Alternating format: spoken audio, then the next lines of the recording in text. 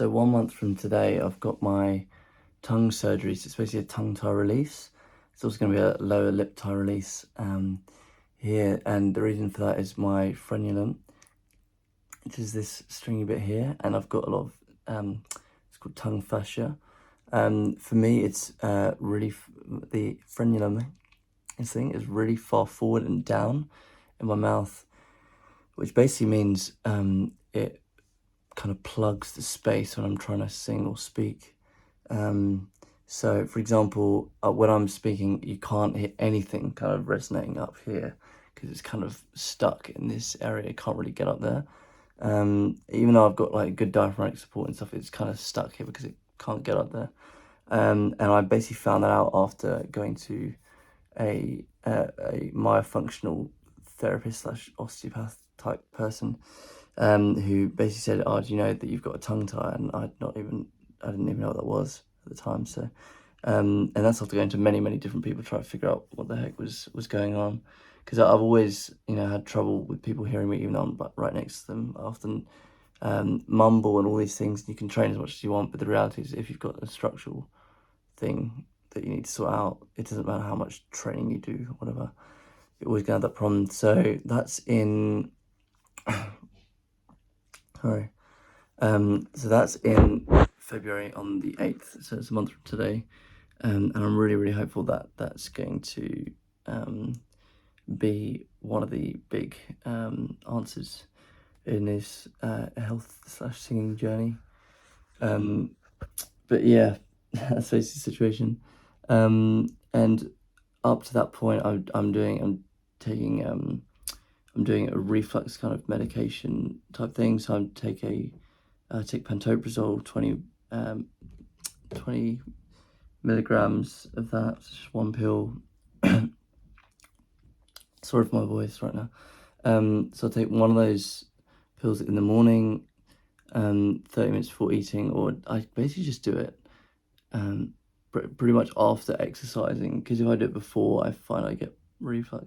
By the way, the reason my voice is so bad right now is because I was throat clearing so much earlier because I was getting frustrated. I had mucus on the cords, and then it just basically made the situation worse because I was throat clearing. It just kind of, in a way, produces more. So yeah, I'm gonna get some things from the chemist tomorrow. I've been to the chemist so many times, it's ridiculous. Hopefully not too many more times. But yeah, I'm gonna get some, even though I don't have any allergies, or I've got a mild dust one. I'm gonna get some just in case, because I still get infections in my nose, and the nose is always red and inflamed inside.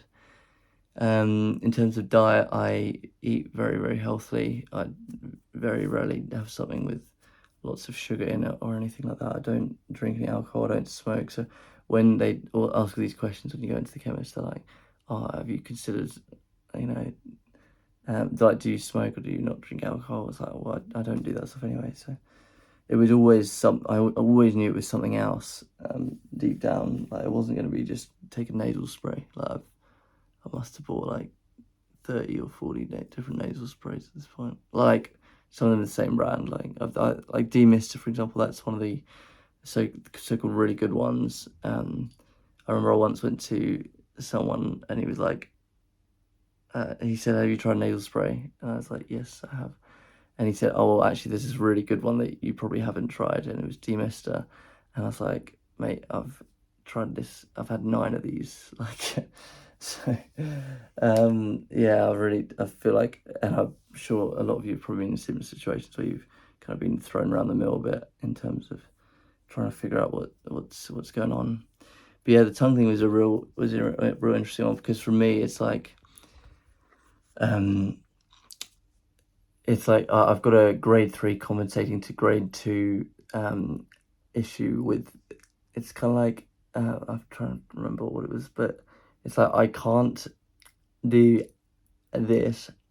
I can't open my mouth wide without engaging the jaw, which basically means I can't get the tongue out the way without engaging the jaw, which in singing you need the tongue out the way and you need the jaw to be relaxed. But I basically have to do one or the other. I can't do both at the same time, because they're like intrinsically linked for me. So I'm hoping that with the thing, and it's meant it's meant to have to work. It just depends if it will, I guess. Like theoretically, it should really help.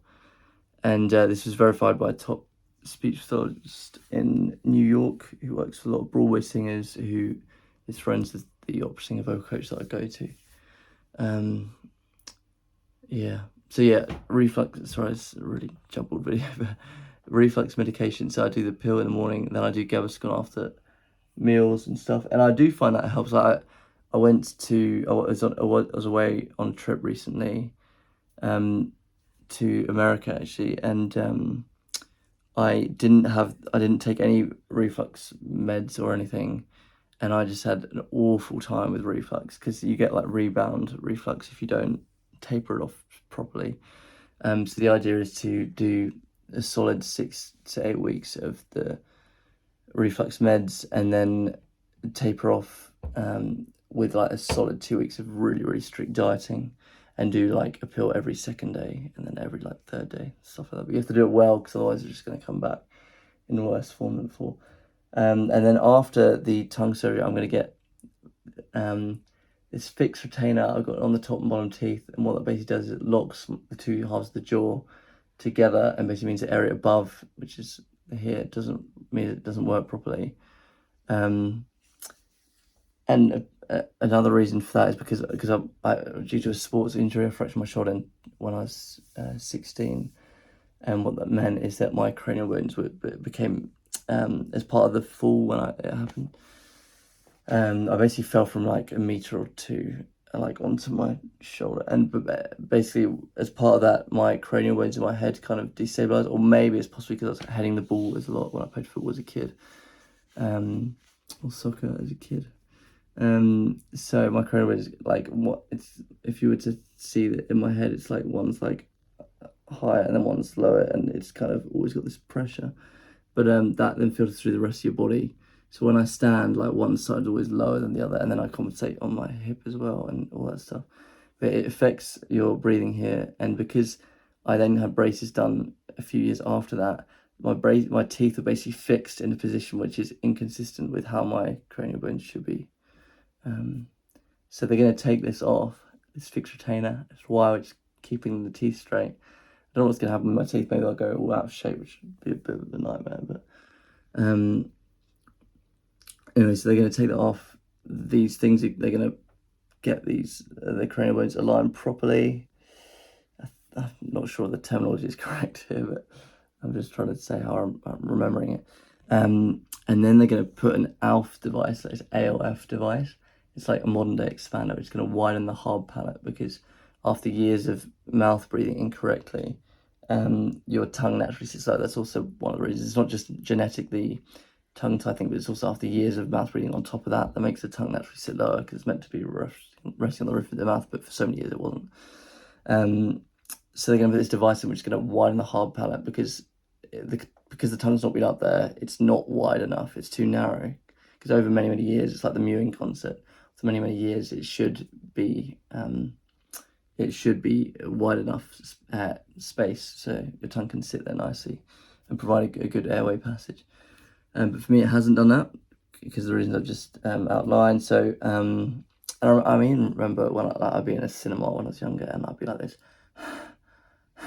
because I couldn't breathe through my nose. And then since I've had 2 operations on my nose to try and get the breathing better, it hasn't quite worked out. I've got these huge airways, but I feel like I really can't breathe through them very well.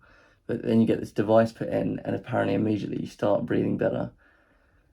So anyway, when all that stuff is done, hopefully I should be in a much better position. I've also bought a humidifier for my room.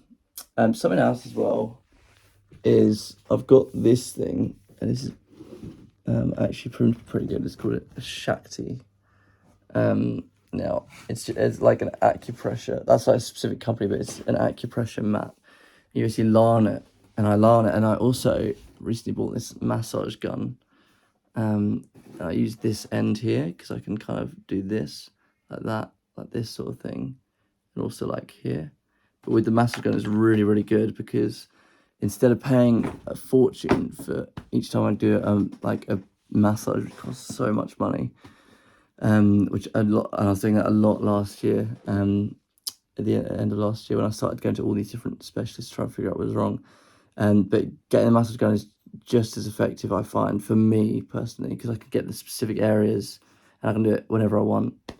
I usually do it in the morning while lying on that mat, and then at the same time I use this steamer thing, this one, so I look a bit crazy because I've got like this on the massage gun, and then I'm lying on this really painful mat, but the mat becomes less painful after a couple minutes, and then it ends up becoming quite relaxing. But interestingly, after using the mat, and I got it for Christmas because my brother knows I'm really into this like health journey stuff, and he got me that, but I've noticed that at night, because I can check on my watch, it calculates the heart rate at night, and I'm getting in like the kind of 45, 46 kind of range, as for heart rate, which is really good, because before I was getting like 55 on average, like as the lowest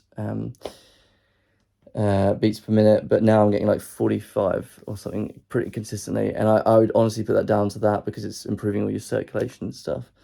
So yeah, I've been pretty impressed with that, actually. What else there is there? Yeah, like I try to take collagen every night. It's meant, because your vocals are partly made of collagen, it's meant to help. It's okay. I'm not. I think it made a big difference. Like a few weeks ago before Christmas, it made a big difference there. But maybe it was partly what's it called? What's that effect? Where placebo effect. It was almost like that, because I thought, I've tried all these other things. Oh, that your vocals are made of this. I took it. And I was like, oh, now I can sing really well, whatever. But then the next day I was doing it and it wasn't quite as good, and the next day after that it was not as good. But so I don't really know. The whole point is, generally, I try so many things. I've also got this Breather Fit thing. Box is all messed up now. But it looks like this thing. That's good. I mean, I work out, and I'll do like press ups or stuff using that, or like sit ups using that is actually quite interesting. Yeah. Anyway, that's pretty much it. There's so many things that I basically recorded loads of videos over the past month or so. There's maybe like 10 that I'd never uploaded to YouTube, because they ended up piling up and then became out of date. So I'm basically just kind of starting afresh. But yeah, it's a month till that surgery is going to happen. And I'll try and make a video every day if I can, or as much as possible, talking about anything I notice or anything like that. Something, and this is the most profound thing that I've come across recently, and that's in terms of technique. So I was incorrectly doing a falsetto which is really airy, like really airy, because that's the way I believe that Ken Tamplin, because I've got his course ages ago, honestly, Ken Tamplin's that course is the one that got me seeing, like, to like getting all the range and stuff. But then I found like the SLS I found was helping me get the actual mix part of it. But having said that, the bit that I was doing incorrectly from Ken Tamplin's course for the last 3-4 years or whatever it is, it's probably like 3.5 years, honestly, since I bought that. Or maybe 3. Anyway, I can't remember. Something I was doing wrong was I was doing the falsetto like really with a lot of air, and then I realized the other day when I was watching a video of his, which was I was going back through some of the head voice stuff, and I was realizing, that was actually incorrect. If with the falsetto, it's meant to be a really kind of light thing, but I was putting loads of air behind it, and essentially what's happened is, I remember I once seeing Dream On with my younger brother, the one by Aerosmith, and the high bit, I did that, but like with a really airy falsetto, like a really harsh sounding one, and like it sounded cool, but it was the next day after that I basically couldn't sing, and that's when it seems to me, thinking about this, seems to be when all my problems kind of started. All like the major problems always started. I knew that I always had trouble with like resonating in this space, like even when just speaking, because of the tongue basically plugging everything. Although I didn't know that specifically until last year, as you know.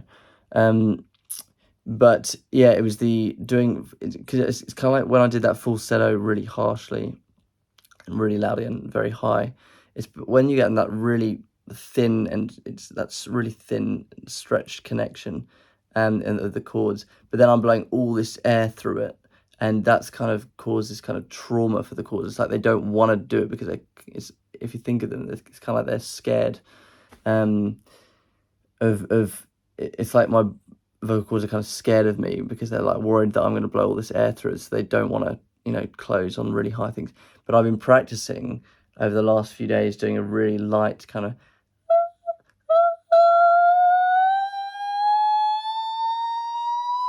like I couldn't do that at all like a few days ago. Like that really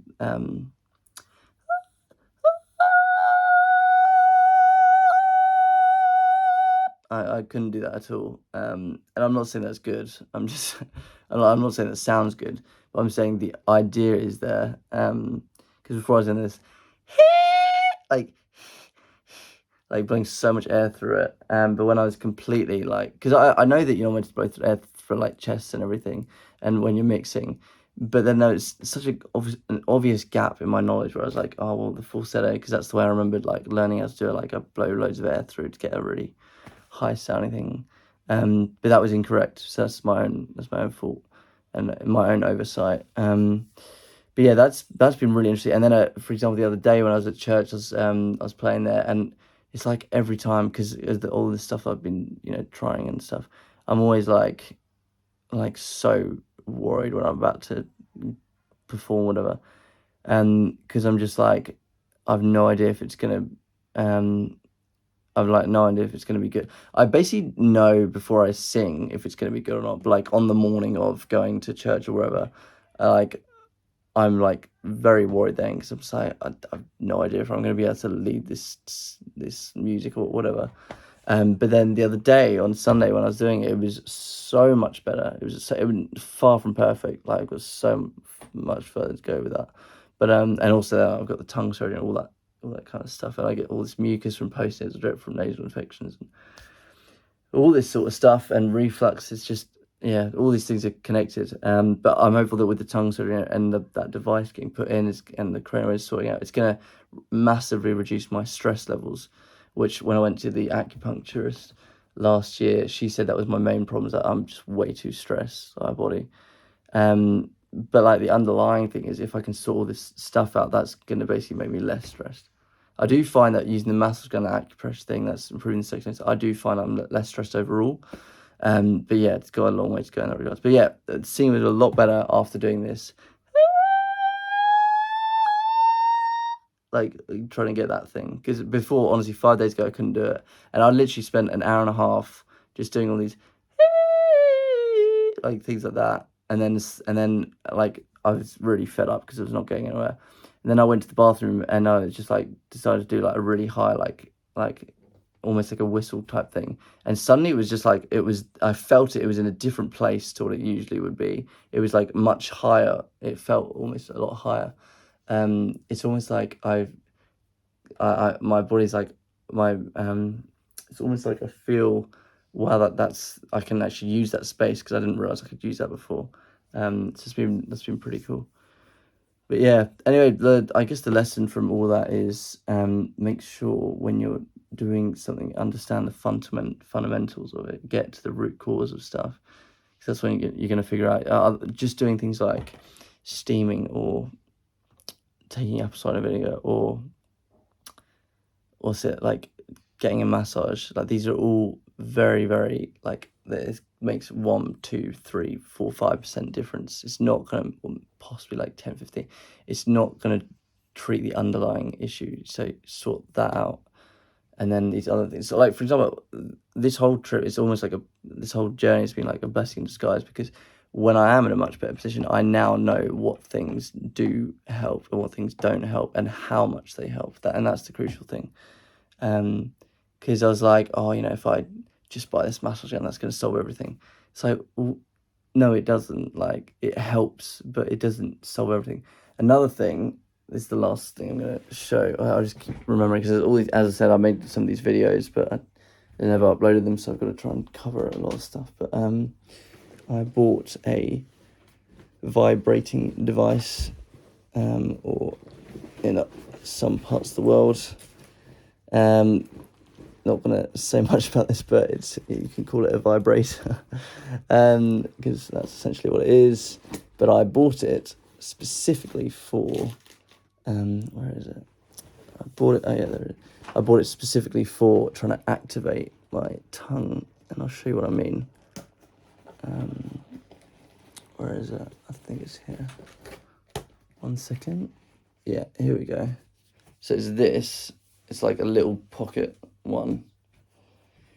And you basically, I'll do this. Turn it on, hold it like this.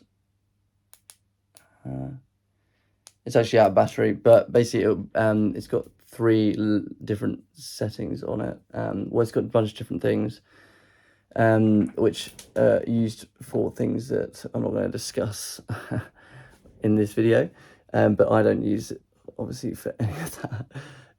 It's going into my mouth, and it basically activates my tongue, and I genuinely find that is quite good. I'll literally go like this, buzz it, and then I'll do it like and I'll walk, and I'll try and move it around so it's making sure it touches the my tongue, the base of my tongue, and the roof of my mouth, everything, to kind of activate that area, and that genuinely does help. I genuinely would say that helps.